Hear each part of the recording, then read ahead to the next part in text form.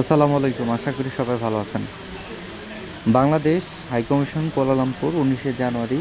আজকে এখানে দেখতে পাচ্ছেন যে হাতে হাতে পাসপোর্ট বিতরণের যে কর্মসূচি, অনেক ভাইরা এই পাসপোর্ট হাতে হাতে নেওয়ার জন্য বাংলাদেশ হাইকমিশনে চলে আসছে।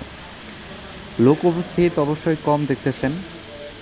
তো যারা আসা সম্ভব বা আসতে পারেন, অবশ্যই হাতে হাতে পাসপোর্ট নেওয়ার জন্য আমি সাজেস্ট করব, কারণ পোস্টলাজুতে একটা লম্বা একটা সময় লাগে, সেটা 7 থেকে 15 দিন, কম বেশি হতে পারে। সেই 7-15 দিন অপেক্ষা না করে আপনারা হাতে হাতে পাসপোর্টটা নিলে মনে হয় বেটার হয়। তারপরেও আপনাদের কাজের চাপ বা হয়তো চেনা জানা অথবা বোঝারও একটা বিষয় হয়তো থাকতে পারে।